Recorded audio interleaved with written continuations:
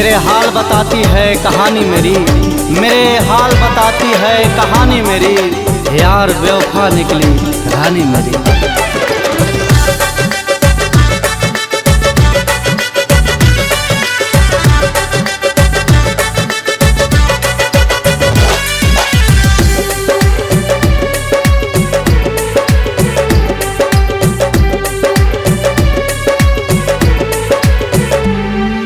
दिल में गहरा के जखम तू तो चल गइलू।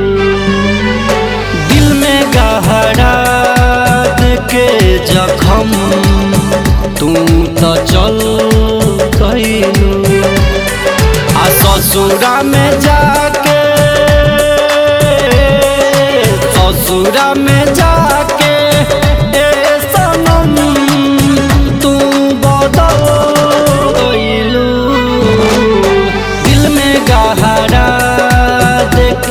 जखम तू तो चल गइलू।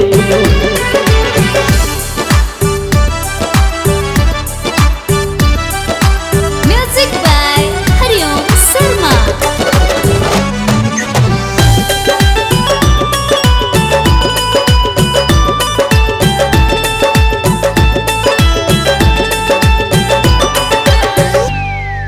याद बड़ी हवे तोहरा संगे बितावल पल।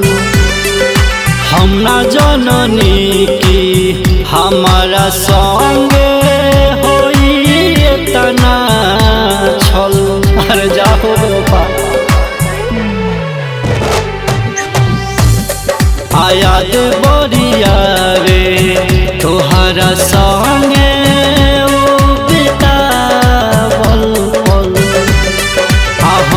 जननी की हमारा संगे होई तना छल। हमके बराबर, हमके बराबर के अपने तू संभल गइलू। दिल में गहरा के जखम तू तो चल गइलू। दिल में गहरा के जखम तू तो चल गइलू।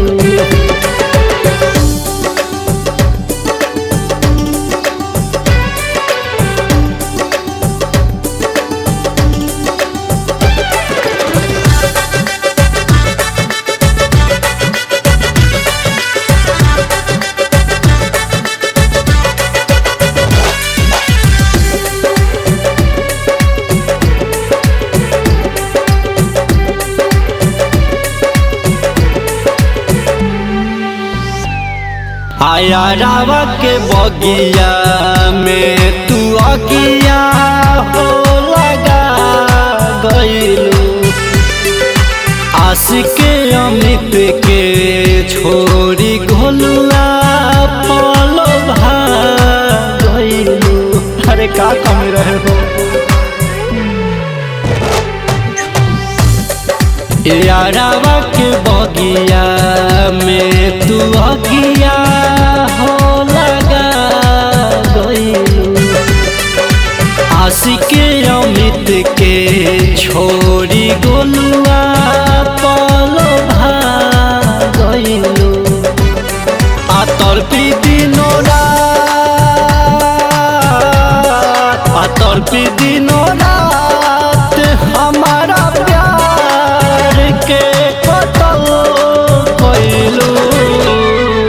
दिल में गहरा के जखम तू तो चल गइलू। दिल में गहरा के जखम तू तो चल गइलू। अरे जाओ।